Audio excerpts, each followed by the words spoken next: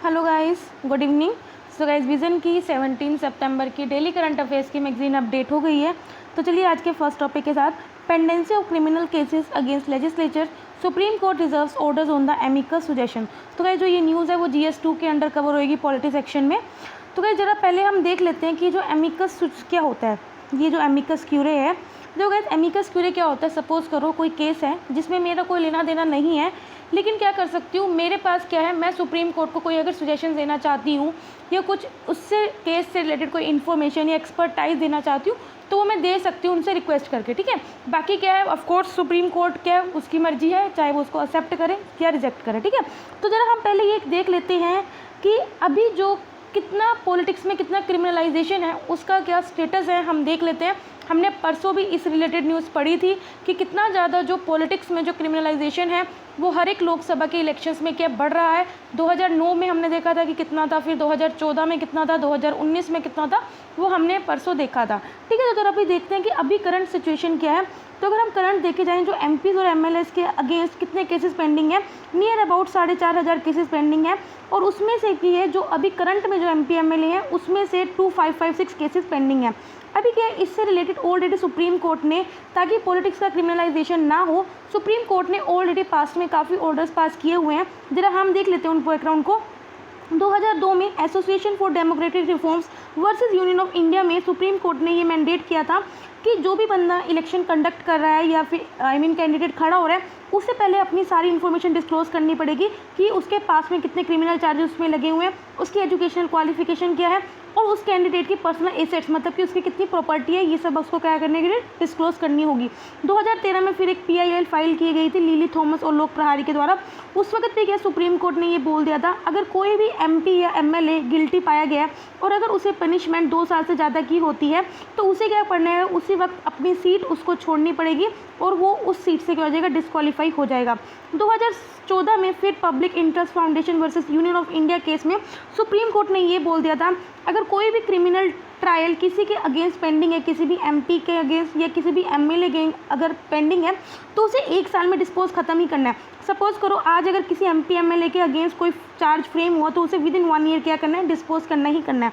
फिर 2017 में यह सुप्रीम कोर्ट ने क्या किया, डायरेक्ट किया कि गवर्नमेंट को क्या एक स्पेशल कोर्ट सेटअप करना पड़ेगा, जो क्या करेगा, टाइमली मैनर में क्या करेगा, इन सब जो करप्शन के केसेस जो MP MLA के अगेंस्ट है या जो भी क्रिमिनल चार्जेस है उन्हें टाइम बाउंड मैनर में क्या करेगा, डिस्पोज करेगा। ठीक है, तो ये कुछ हमने बैकग्राउंड देख लिया क्या स्टेटस था और सुप्रीम कोर्ट ने इसके अगेंस्ट क्या क्या काम किया हुआ है। ठीक है, तो अभी क्या किया है, अभी क्या सुप्रीम कोर्ट ने क्या किया है, जो एमिकस सजेशंस है, मतलब कि जो बाहर से अगर किसी एक्सपर्टाइज ने अपनी इन्फॉर्मेशन रखी है तो उन्हें अभी एक्सेप्ट किया है। उन्होंने क्या है कि एक विजय हंसराय रिपोर्ट है जिसने ये बोला है कि जो भी क्रिमिनल ट्रायल्स अभी पेंडिंग है अगेंस्ट MPs या MLAs, उन्हें हमें जल्दी से जल्दी डिस्पोज करना चाहिए, एक्सपीडिशियस मतलब कि फास्ट मैनर में, स्पीडी मैनर में हमें डिस्पोज करना चाहिए। ड्यूरिंग द ईयर सेंटर ने ये भी बोला चाहे कि हमें क्या करना चाहिए, टाइमली मैनर में क्या उन केसेस को डिस्पोज करना चाहिए। अभी क्या इश्यूज़ हैं और क्या सजेशन दिए गए हैं, जरा हम देख लेते हैं। देखो इश्यूज़ तो सबसे पहले यही है कि जो स्पेशल कोर्ट्स जो भी सेटअप है उनमें कोई नो यूनिफॉर्मिटी नहीं है। जो भी MPs या MLAs के अगेंस्ट जो भी स्पेशल कोर्ट्स ऑलरेडी जो हैं अक्रॉस द कंट्री, उनमें कोई यूनिफॉर्मिटी नहीं है। ठीक है, उसके बाद कोई भी क्लैरिटी नहीं कि कौन सी कोर्ट कौन से ऑफेंसेस को ट्राई करेगी under the prevention of corruption act 1988 और the prevention of money laundering act. ठीक है, सेंट्रल एजेंसीज और पुलिस किया उन्होंने भी अभी तक किसी को वारंट नहीं पास किया और ना ही किसी को क्या किया, अरेस्ट किया, जिस वजह से क्या है, जो उनके अगेंस्ट जो ट्रायल्स हैं वो ऑलरेडी क्या हो रहे हैं, ऑब्स्ट्रक्ट हो रहे हैं या फिर डिले हो रहे हैं। ठीक है, अभी ये तो कुछ इश्यूज़ थे। उन्होंने सजेशन क्या दिया, उन्होंने सजेशन यही दिया कि कुछ स्पेशल कोर्ट को हमें हर एक डिस्ट्रिक्ट में क्या करना चाहिए, सेटअप करना चाहिए, जो इनके अगेंस्ट जो क्रिमिनल केसेस है उनको ट्राई करेगा। इन्होंने बोला कि अभी जो एट प्रेजेंट कितने हैं, एट प्रेजेंट सिर्फ 12 ऐसे कोर्ट एग्जिस्ट करता है।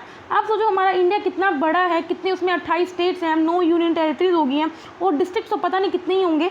तो आप सोचो ओनली 12 ऐसी कोर्ट्स हैं जो एग्जिस्ट करती हैं और उसमें क्या उन्होंने बोला, जो जुडिशियल ऑफिसर्स हैं वो इन कोर्ट्स को हेड करते हैं, जिनका जो मिनिमम टेनर होना चाहिए वो 2 साल होना चाहिए। अब हमें क्या करना चाहिए टू एंश्योर, अभी क्या है, ऑफकोर्स अगर किसी के भी अगेंस्ट कोई एक्यूज हुआ है, ठीक है, तो उसे क्या है, उसे कोर्ट के सामने लाना चाहिए, तो ताकि क्या है उस एक्यूज या जो विटनेस को ट्रायल के वक्त उसे प्रोड्यूस मतलब कि वो कोर्ट में ला सके। तो इसके लिए हमें क्या करना चाहिए, एक एडिशनल सुप्रिटेंडेंट ऑफ पुलिस को अपॉइंट करना चाहिए, ताकि वो क्या करे कि जब भी कोई ट्रायल केस हो तो वो उस एक्यूज या उस विटनेस को वहाँ पे कोर्ट में प्रोड्यूस कर सके। ठीक है, to ensure production and accuse and witness during the trial, a nodal prosecution officer not below the rank of additional superintendent of police is to be appointed in each district। ठीक है, तो guys I hope आपको ये news समझ में आई होगी। Next news में पढ़ते हैं। Self reliance in select sectors can lead to import substitution of $186 billion. तो गाइज ये GS3 के अंडर आएगा, इकोनॉमी के अंडर। तो गाइज इसमें यही बताया कि अगर हम, आपको पता है कि इंडिया में हमारा जो मैन्युफैक्चरिंग सेक्टर है, इंडिया मैन्युफैक्चरिंग सेक्टर में क्या करता है, लैग करता है, जिस वजह से क्या है, इंडिया क्या है जो इम्पोर्ट्स पे बहुत ज़्यादा डिपेंडेंट है, क्योंकि डोमेस्टिक प्रोडक्शन उसकी उन सेक्टर्स में कम है। तो इसमें यही बोला गया है कि अगर हम इंडिया खुद को आत्मनिर्भर बना लेता है, सेल्फ रिलायंट बना लेता है, तो हम कम से कम $186 बिलियन का जो इंपोर्ट करते हैं उसको सब्स्टिट्यूट कर सकते हैं, उसे रिप्लेस कर सकते हैं। ठीक है, अभी क्या है, export import bank of India है, उसने एक लेटेस्ट स्टडी करी है, तो उसने ये बोला है कि कुछ ऐसे सिलेक्टेड सेक्टर्स को आइडेंटिफाई किया है जिसमें हम अपनी डोमेस्टिक प्रोडक्शन को एनहेंस कर सकते हैं, और जो इंपोर्ट से है, हम इंपोर्ट पे जो डिपेंडेंट है उसे हम क्या कर सकते हैं, सब्स्टिट्यूट कर सकते हैं या फिर इंडिपेंडेंट हो सकते हैं। फाइंडिंग्स क्या है, देखो फाइंडिंग यही है कि 2010-11 में अगर जो हमारा मैन्युफैक्चरिंग सेक्टर देखा जाए कंट्री में, वो 18.4% शेयर करता था, लेकिन 2019-20 में क्या, जो मैन्युफैक्चरिंग सेक्टर का जो शेयर है वो डिक्लाइन हुआ है, कितना रह गया, ओनली 15.1% रह गया, जिस वजह से क्या है, जो हमारी प्राइवेट कंजप्शन जो डिमांड है वो तो हमारी डे बाय डे बढ़ ही रही है, तो हम इंपोर्ट पे क्या ज़्यादा डिपेंडेंट हो गए हैं। ठीक है, यही बताया कि इस वजह से क्या है, हमारा जो इंपोर्ट्स पे है वो ज़्यादा हम डिपेंडेंस हो गए अपनी डोमेस्टिक नीड्स को पूरी करने के लिए।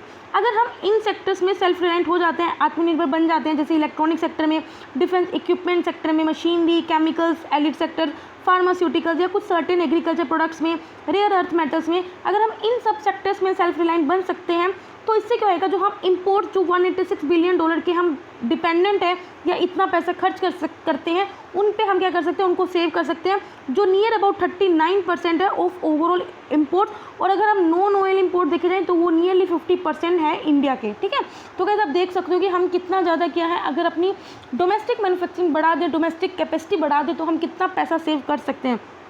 ठीक है, अभी क्या है, हमारी कंट्री में मैन्युफैक्चरिंग सेक्टर क्यों इतना मतलब कि बेकार है या फिर जो भी इतना क्यों है, तो वो क्या है कि इंडिया में जो इंडस्ट्रियल क्लाइमेट है वो हर एक स्टेट में क्या डिफरेंट देखने को मिलेगा। कहीं स्टेट्स तो बहुत अच्छा काम कर रही है और कहीं स्टेट्स क्या बहुत अभी भी बैकवर्ड है, due to the differences across Indian state in term of policy reform and development of industrial basis. ठीक है, अब हम अपने मैन्युफैक्चरिंग सेक्टर को किस तरह रिवाइव कर सकते हैं, ऑफकोर्स हम अपनी रिसर्च एंड डेवलपमेंट को इनकरेज कर सकते हैं, स्किल डेवलपमेंट को हम एनहेंस कर सकते हैं, हमारे जो इंडस्ट्रियल क्लस्टर्स हैं उन्हें स्ट्रेंथन कर सकते हैं, हमारे जो ईज़ ऑफ डूइंग बिजनेस है ऑफकोर्स उसे हम अच्छा कर सकते हैं, जो हमारी को ड्यूटी स्ट्रक्चर्स हैं जैसे बहुत ज़्यादा टैक्स लगाते हैं तो उसको हम क्या कर सकते हैं, थोड़ा इंप्रूव कर सकते हैं, जो कस्टम या जो पोर्ट प्रोसीजर्स होते हैं उन्हें हम ईजी कर सकते हैं, रिलायबल स्टैंडर्ड्स को क्रिएट कर सकते हैं और सर्टिफिकेशन सिस्टम। तो ये कुछ सजेशन दिए गए हैं किस तरह से हम जो अपना डोमेस्टिक मार्केट है उसे एनहेंस करके जो इम्पोर्ट को हम क्या कर सकते हैं, सब्स्टिट्यूट कर सकते हैं। नेक्स्ट न्यूज़ पढ़ते हैं। Sun started a new solar cycle. तो गाइस ये GS1 ज्योग्राफी के अंडर कवर होगी। तो अभी क्या है, नासा और national oceanic and atmosphere administration ने अनाउंस किया है कि क्या है, न्यू सोलर साइकिल अभी क्या होने स्टार्ट होने वाली है, जिसका नाम रखा गया सोलर साइकिल 25। और ये जो सोलर साइकिल है वो ऑलरेडी दिसंबर 2019 में स्टार्ट हो चुकी है। देखो सन क्या है, सन एक्चुअली क्या है, एक इलेक्ट्रिकली चार्ज हॉट गैस है, और ये जो चार्ज गैस होती है मूव होती रहती है, और इसके अंदर से क्या होता है, काफ़ी मैग्नेटिक फील्ड, जो पावरफुल मैग्नेटिक फील्ड है वो जनरेट होता है। जब सन का मैग्नेटिक फील्ड इस तरह से एक साइकिल के थ्रू होकर गुजरता है तो इसी को हम क्या बोलते हैं, सोलर साइकिल गुजरते हैं। देखो हर एक 11 साल में क्या होता है, एक सोलर साइकिल होती है। तो इसमें क्या होता है, जो सन का मैग्नेटिक फील्ड होता है वो कम्प्लीटली फ्लिप हो जाता है, मतलब कि जो नॉर्थ पोल है वो साउथ पोल की तरफ चला जाता है और जो साउथ पोल है वो नॉर्थ पोल की तरफ चला जाता है। तो इसमें यही होता है कि हर 11 साल में जो सन का मैग्नेटिक फील्ड होता है वो कम्प्लीटली फ्लिप हो जाता है। इसका मतलब है कि जो सन का नॉर्थ और जो साउथ पोल होता है वो स्विच हो जाते हैं बिल्कुल। ठीक है, साइंटिस्ट ने ट्रैक किया है सोलर साइकिल को बाय यूजिंग सनस्पॉट। तो अगर सन में सनस्पॉट दिखता है तो इसका मतलब ये प्रेडिक्ट किया जाता है कि जो सन की जो सोलर साइकिल है वो शुरू हो गई है। देखो सनस्पॉट का मतलब क्या होता है, देखो सन के अंदर कुछ डार्क एरिया होता है, ठीक है, जहाँ पे क्या होता है, सन जो होता है वो रिलेटिवली कूलर होता है as compare to surrounding part. जब सोलर साइकिल का शुरू होती है तो हम उसे क्या बोलते हैं, सोलर मिनिमम होते हैं। उस वक्त क्या होता है, सन में बहुत कम सनस्पॉट्स होते हैं, लेकिन जैसे जैसे क्या है सोलर एक्टिविटीज़ बढ़ती रहती हैं तब क्या होता है, जो सनस्पॉट्स हैं उनके नंबर भी बढ़ते रहते हैं। ठीक है, मतलब कि अभी तब शुरू हुई है तो जब सनस्पॉट क्या कम है, और जैसे जैसे क्या है वो बढ़ते रहेंगे मतलब सोलर एक्टिविटीज़ बढ़ती रहेंगी तो नंबर ऑफ सनस्पॉट्स हैं वो भी बढ़ते रहेंगे। सोलर साइकिल के वक्त क्या होता है, सन्स में से काफ़ी इरप्शन देखने को मिलते हैं, जैसे सन फ्लेयर्स हो गया, कोरोनल मास इंजेक्शन है, ये सब बढ़ते हुए देखने को मिलते हैं। ठीक है, इरप्शंस की वजह से क्या हो सकता है, ये जो रेडियो कम्युनिकेशन है उस पर भी इफेक्ट कर सकते हैं, या फिर जो हमारी GPS कनेक्टिविटी है उन पर भी इफेक्ट कर सकते हैं। पावर ग्रिड्स और हमारी जो भी सैटेलाइट्स जो हमने लो अर्थ ऑर्बिट या फिर जो स्पेस में भेजी हुई हैं उन सब पे क्या कर सकते हैं, इफेक्ट कर सकते हैं। ठीक है, सो गाइस आई होप आपको ये समझ में आई हो। नेक्स्ट न्यूज़ पे बढ़ते हैं। Ministry of power release draft electricity right of consumer rules 2020। So guys ये जो न्यूज़ होगी वो GS3 इकोनॉमी के सेक्शन में ही कवर होगी। देखो ये जो रूल्स बनाए हैं ये मेनली क्या है, कस्टमर को एक राइट दिया है इलेक्ट्रिसिटी के अंडर। तो इनका रूल्स क्यों बनाए हैं, ताकि हम क्या कर सकें कि एक की सर्विसेज क्या है हम आइडेंटिफाई कर सकें, क्या क्या सर्विसेज आपको देनी है, उनका मिनिमम सर्विस लेवल क्या है और क्या उनका मिनिमम स्टैंडर्ड है, ये सब वो डिफाइन कर सके। तो इसलिए क्या है, इसको रिकॉग्नाइज करने के लिए क्या है, ये ड्राफ्ट को रिलीज़ किया गया। अभी आपको पता है इलेक्ट्रिसिटी एक्ट 2003 में ऑलरेडी पास हो रखा है। ये कंज्यूमर चार्टर है जिसमें ये बताया गया है कि कंज्यूमर्स को क्या क्या हक है, लेकिन जो अभी लेटर जो ड्राफ्ट आया है उसमें कंज्यूमर को एम्पावर किया गया है और उसमें बताया कि आपके क्या क्या राइट हैं और अगर आप कोई राइट अगर आपका वायलेट हो रहा है तो आप क्या क्या कर सकते हो। ठीक है, इसके फीचर्स यही हैं। तो को एक प्रीपेड और स्मार्ट प्रीपेड मीटर्स लेके आए हैं। तो गाइस ये हमने पहले भी पढ़ा है, new connections to have prepaid smart prepaid. तो गाइस इसमें क्या है, जिस तरह आप अपना मतलब मोबाइल का रिचार्ज कराते हो प्रीपेड, तो उसी तरह है इसमें क्या कर सकते हो आप, जो डिलेड बिलिंग होते हैं तो आपको पता ही जैसे अभी क्या है, जितनी आपने यूनिट्स कंज्यूम करी है उस हिसाब से बिल आता है। लेकिन कभी कभी क्या होता है वो बिल है तो बहुत डिले होता है और कभी कभी क्या इनकरेक्ट भी आता है। ठीक है भाई, हमारे घर में तो आता है, मुझे आपका नहीं पता। ठीक है, तो ऐसे इश्यूज़ को रिजोल्व करने के लिए प्रीपेड और स्मार्ट प्रीपेड मीटर्स को इंट्रोड्यूस किया गया। रिलायबिलिटी ऑफ सर्विस में ये है कि 24/7 पावर सप्लाई एक कंज्यूमर का राइट है। हाउएवर लेकिन कुछ कंज्यूमर्स को हम लोअर आवर्स ऑफ सप्लाई भी दे सकते हैं। क्यों, अगर आपको पता है कि जैसे एग्रीकल्चर में इरिगेशन में जो फार्मर्स है वो बहुत ज़्यादा मतलब कि पानी का वेस्टेज करते हैं मैक्सिमम हरियाणा पंजाब में, तो उन लोगों के लिए क्या है हम लोअर आवर्स ऑफ सप्लाई दे सकते हैं। देखो कंपनसेशन देना होगा कंज्यूमर्स को। अगर कंज्यूमर कंपनसेशन क्लेम कर सकता है अगर उसे सप्लाई नहीं मिल रही इलेक्ट्रिसिटी की, या फिर इंटरप्टेड इलेक्ट्रिक सप्लाई मिल रही है, या फिर जो इलेक्ट्रिक सप्लाई इश्यूज रिजोल्व करने में देरी हो रही है डिस्कॉम्स के द्वारा, तो उस केस में क्या है जो कंज्यूमर है वो कंपनसेशन को क्लेम कर सकता है। ऑनलाइन बिल पेमेंट यही है कि अगर बिल 1000 या उससे ज़्यादा का है और अगर कोई कंज्यूमर ऑनलाइन पे कर रहा है तो उस कंज्यूमर को आप डिजिटली, क्योंकि वो पे कर रहा है तो आपको उसको कंपेंसेट करना चाहिए through a rebate. Electricity prosumer क्या होता है, देखो प्रोज्यूमर का मतलब क्या हो रहा है, देखो नाम से पता चल रहा है कि जो इलेक्ट्रिसिटी प्रोड्यूस कर रहा है वही इलेक्ट्रिसिटी कंज्यूम कर रहा है। ठीक है, तो प्रोज्यूमर क्या होता है, वो फिनोमिना होता है जहाँ पे इलेक्ट्रिसिटी कंज्यूमर ही वो क्या होता है, सप्लायर होता है। इस ड्राफ्ट के अकॉर्डिंग क्या है कि अगर कोई भी अपने आप क्या कर सकता है, रिन्यूएबल सिस्टम को सेटअप कर सकता है। सपोज करो आपने क्या सोलर एनर्जी के लिए क्या सोलर पैनल अपने छत पे लगा लिए और उससे एनर्जी जनरेट कर सकता है और उसे सोल्ड भी कर सकता है, और जो भी उसका जो प्लस माइनस है उसे एडजस्ट कर दिया जाएगा against the supply made by the discom. ठीक है, तो इस तरह से आई होप आपको ये समझ में आ गया होगा। चलिए आगे बढ़ते हैं, एक second. Global initiative to reduce land degradation and coral reef program launch. तो गाइस ये भी GS3 के अंडर आएगा एनवायरनमेंट सेक्शन में। तो गाइस जो भी section environment, economics, science and technology, in 3 sections के जो करंट अफेयर्स होते हैं वो बहुत ज़्यादा इंपॉर्टेंट होते हैं, क्योंकि economy, environment, science and technology में जो भी आपके क्वेश्चंस आते हैं वो करंट अफेयर से रिलेटेड ही आते हैं। बहुत कम होता है कि जो बेसिक पार्ट से आए, क्योंकि जो बेसिक पार्ट है ये उसकी नॉलेज आपको होनी चाहिए और वो आपको बुक से ही मिलेगी। ठीक है, तो वो कोई डाउट वाली बात नहीं है। तो अभी क्या गया है, इनिशिएटिव जो लिया गया है ग्लोबल इनिशिएटिव 2 लिए गए हैं। एक तो लैंड डिग्रेडेशन को रिड्यूस करना है और जो कोरल रीफ्स हैं उन्हें आपने क्या करना है, रिस्टोर करना है। तो ये जो इनिशिएटिव है कहाँ लॉन्च किए गए, एनवायरनमेंट मिनिस्टर मीटिंग हुई थी G20 कंट्रीज़ की, तो वहाँ पे इस इनिशिएटिव को लिए गए। तो ये G20 कंट्रीज़ में कौन कौन सी कंट्रीज़ है आप एक बार दोबारा देख लो, Argentina, Australia, Brazil, Canada, China, European Union, France, Germany, India, Indonesia, Italy, Japan, Mexico, Russia, Saudi Arab, South Africa, South Korea, Turkey, Ukraine, USA। ठीक है, तो ये भी कंट्रीज़ हैं। अभी क्या है जो global initiative on reducing land degradation ये क्यों लिया गया, ऑफ कोर्स देखो इसका एम यही है कि हमें क्या करना है, हमें जो भी लैंड डिग्रेडेशन हो रही है with in G20 member countries, मतलब जो भी इस कंट्रीज़ के मेंबर हैं उनमें और ग्लोबली हमें क्या करना है, लैंड डिग्रेडेशन को प्रिवेंट करना है, होल्ड करना, रिवर्स का मतलब क्या है कि लैंड को एफोरेस्टेशन करना है। इट विल टेक, इससे क्या होएगा, हमारे जो सस्टेनेबल डेवलपमेंट गोल्स है 17 सस्टेनेबल डेवलपमेंट गोल जो हमें 2030 तक कंप्लीट करना है, वो भी हम उसको पॉजिटिवली इम्प्लीकेशन कर सकते हैं। इंडिया में अगर देखा जाए जो 29% लैंड है वो ऑलरेडी डिग्रेड हो चुका है। इंडिया सिग्नेटरी भी है UN convention to combat desertification का, और इंडिया का गोल भी है कि हमें 2030 तक लैंड डिग्रेडेशन न्यूट्रलिटी को अचीव करना है। ठीक है, अब सेकंड पढ़ते हैं global coral reef research and development accelerator program platform. इसका एम क्या है कि हमें एक global research and development program को क्रिएट करना है ताकि हम अपनी रिसर्च को एडवांस कर सकें, इनोवेशन और अपनी कैपेसिटी बिल्ड कर सकें, ताकि हम कोरल रीफ को कंजर्व कर सकें, रिस्टोर कर सकें और अडेप्ट कर सकें। ठीक है, जो कोरल रीफ्स आपको पता है ये मेनली क्या है, इकोसिस्टम जो मेराइन इकोसिस्टम है वहाँ पे पाया जाता है। ठीक है, ये बायोडिजर्व और प्रोडक्टिव इकोसिस्टम है। ये एक तरह का नेचुरल बैरियर एक्ट करता है टू शोर लाइन, ये प्रोटेक्ट करता है स्टॉर्म्स, हरिकेन्स, साइक्लोन से, और ये साथ में क्या है CO2 कैप्चर भी करता है। ठीक है, इंडिया में अगर देखा जाए कोरल रीफ्स कहाँ कहाँ पाए जाते हैं तो कहीं ये पूछ लेता है क्वेश्चन। ठीक है, गल्फ ऑफ कच्छ में पाए जाते हैं, गल्फ ऑफ मन्नार में, अंडमान निकोबार में, देखो लक्षद्वीप आइलैंड को तो बोलते ही कोरल आइलैंड है, और मलवान महाराष्ट्र में पाए जाते हैं। ठीक है, तो कहीं ये आपको याद कर लेना, ये मोस्ट इंपॉर्टेंट लाइन इसमें यही है। ठीक है, नेक्स्ट न्यूज़ पे पढ़ते हैं अपनी छोटी छोटी न्यूज़ पे। India US defence technology and trade initiative group meeting है। तो गाइस क्या है ना, इंडिया और यूएस से अभी बहुत ज़्यादा कोऑपरेशन कर रहे हैं डिफेंस सेक्टर में। तो देखो defence technology and trade initiative का एक फ्लेक्सिबल मैकेनिज्म है ताकि दोनों नेशंस के जो सीनियर लीडर्स हैं वो फोकस कर सकें कि डिफेंस सेक्टर में, डिफेंस पार्टनरशिप में क्या क्या अपॉर्चुनिटीज़ हैं जिस पर हमें फोकस करना है, और क्या क्या अगर जो चैलेंजेस फेस कर रहे हैं तो हमें उस पर कैसे काम करना है। देखो इसका एम यही है कि हम क्या कर सकें, बायलैटरल जो डिफेंस ट्रेड रिलेशनशिप है उन पे फोकस कर सकें, जो हमारी लीडरशिप है उसको सस्टेन करके रखें, इंडिया का जो डिफेंस इंडस्ट्रियल बेस है उसे स्ट्रेंथन कर सकें।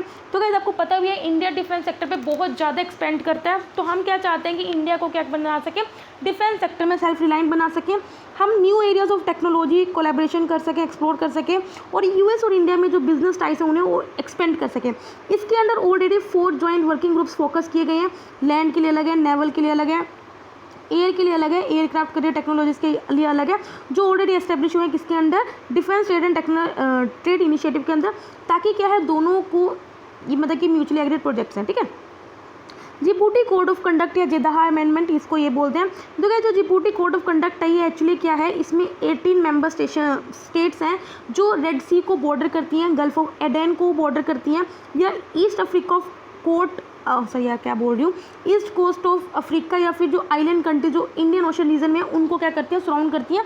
तो उन 18 मेंबर कंट्रीज़ हैं इसका जिबूटी कोड ऑफ कंडक्ट। देखो इसका एम यही है कि क्या करना है, इसके अंडर जो कंट्रीज हैं उनका काम यही है कि जो भी पायरेसी हो रही है या फिर आर्म्ड रॉबरी हो रही है अगेंस्ट शिप्स कहाँ पे, वेस्टर्न इंडियन ओशन में, रेड सी में और गल्फ ऑफ एडन में, उसे क्या करना है, सप्रेस करना है।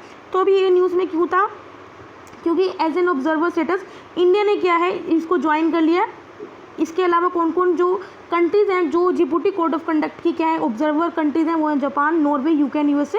तो अब इंडिया भी क्या है इसका ऑब्जर्वर मेंबर बन गया। ठीक है, तो गाइस याद रखना मेंबर और ऑब्जर्वर मेंबर में कालाधन मल्टी मॉडल प्रोजेक्ट। तो गाइस ये इंडिया का किसका पार्ट है, लुक ईस्ट पॉलिसी। तो गाइस लुक ईस्ट पॉलिसी में क्या है, इंडिया क्या करता है जो उसकी ईस्ट में जो कंट्रीज हैं उन पे क्या करता है, फोकस करता है, ताकि उनके साथ क्या कर सके, अपने जो कॉपरेशन है उन्हें एनहेंस कर सके, चाहे ट्रेड हो, चाहे इकोनॉमिकली हो, ठीक है, चाहे पॉलिटिकली हो, उन सबको रिलेशन को क्या कर सके, एनहेंस कर सके। इसके अंडर क्या है वो नॉर्थ ईस्टर्न स्टेट्स को मेनली कनेक्ट करता है, हमारी जो इंडिया की जो नॉर्थ स्टेट्स हैं उनको जो एशियन रीजन की जो स्टेट्स हैं उनको कनेक्ट करता है। कालाधन प्रोजेक्ट के अंदर क्या होएगा, कोलकाता को वो कनेक्ट करेगा म्यांमार के राखीन स्टेट के सितवे पोर्ट के साथ क्या करेगा, कनेक्ट करेगा।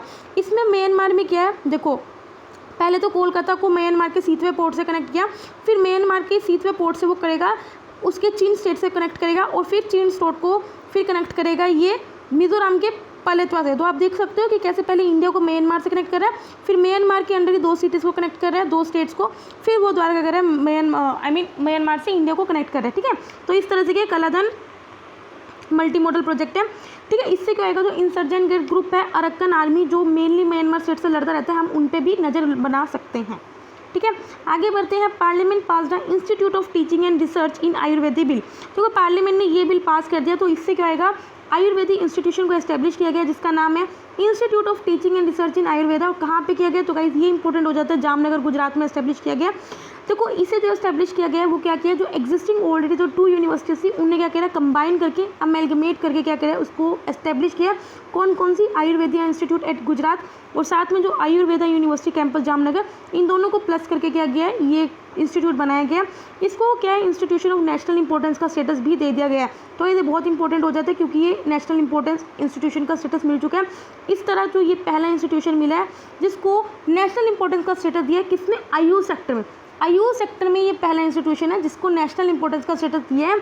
इसमें क्या होगा, इंस्टीट्यूशन इंडिपेंडेंट हो जाएगा, इनोवेटिव होगा इन द मैटर डिसाइडिंग, कि अब वो खुद डिसाइड कर सकता है कि मेरे इंस्टीट्यूट में कोर्स का क्या कंटेंट होगा, पीडागोजी क्या होता है, मतलब कि किस तरह से मेरी जो टीचिंग की क्वालिटी है या फिर जो भी स्ट्रक्चर है उन सबको वो खुद डिसाइड कर सकता है। आगे बढ़ते हैं। Public sector banks NPA under the मुद्रा राइजेस टू 5%। तो गाइस एनपीए क्या होता है, नॉन परफॉर्मिंग एसेट्स होते हैं। देखो नॉन परफॉर्मिंग एसेट्स कब बनते हैं, सपोज करो मुझे बैंक ने लोन दिया हुआ है, जितना भी सपोज करो 1 करोड़ का लोन दिया हुआ है, मैंने क्या किया, सपोज करो अब मुझे उसको रिटर्न करने का समय आ गया, लेकिन ना ही तो मैंने इसका 1 करोड़ रुपीज़ ना रिटर्न किया और ना ही जो इसके ऊपर जो इंटरेस्ट रेट है वो भी मैंने रिटर्न नहीं किया। अगर मैं 90 डेज तक नहीं करती, ना प्रिंसिपल अमाउंट ना ही इंटरेस्ट अमाउंट, तो वो पैसा क्या है, वो एनपीए में क्या हो जाता है, कन्वर्ट हो जाता है। ठीक है, तो इसी को हम क्या बोलते हैं, एनपीए। देखो प्रधानमंत्री मुद्रा योजना के अंदर आपको पता ही है 2015 में लॉन्च हुआ था। इसका काम यही था, ये क्या करती थी, 10 लाख तक के लोन्स उनको प्रोवाइड करती थी स्मॉल एंटरप्राइजेस को। जब से ये शुरू हुआ है तो अभी तक ये 253 मिलियन लोगों को ऑलरेडी लोन प्रोवाइड कर चुके हैं। कितने ट्रिलियन का, 12.9 ट्रिलियन का इस स्कीम के अंडर। अभी इस स्कीम के अंडर क्या है, देखो जो एनपीएस हैं, अगर मुद्रा लोन्स के अभी क्या है, मतलब कि मुद्रा लोन के अंदर जो हमने लोन दिए गए उसमें जो एनपीए वो 5% हो चुका है।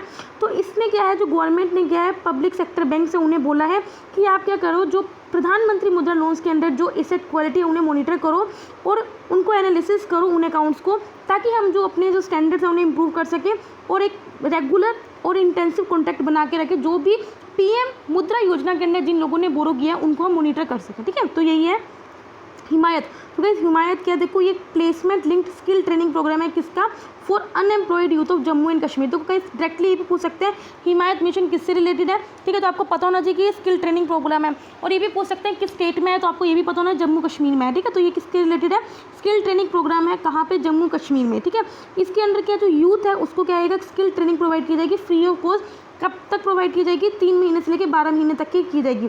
ट्रेनिंग के बाद क्या आएगा, यूथ को ये बोला जाएगा ठीक है आपको जॉब मिलेगी और इसमें क्या उसको 1 ईयर की पोस्ट प्लेसमेंट ट्रैकिंग दी जाएगी। देखो अभी आपको ये भी पता होना चाहिए कि कौन इसकी नोडल मिनिस्ट्री है, तो मिनिस्ट्री ऑफ रूरल डेवलपमेंट है, वो इसको इंप्लीमेंट कर रही है by Himayat mission management unit, Jammu Kashmir state rural livelihood mission और गवर्नमेंट ऑफ जम्मू कश्मीर। ठीक है, तो आपको पता होना चाहिए इसको कौन कौन इंप्लीमेंट कर रहा है मिलकर। ठीक है, और नोडल मिनिस्ट्री कौन सी है इसकी, ministry of rural development. Last news, serial interval. तो क्या सीरियल इंटरवल क्या होता है, सपोज करो ए पर्सन है, इसको कोरोना हो गया। ठीक है, अब सपोज करो ये बी पर्सन के साथ कॉन्टैक्ट में आया होगा। ठीक है, तो इसके बाद बी को कब कोरोना होता है, समझ मेरी बात आई।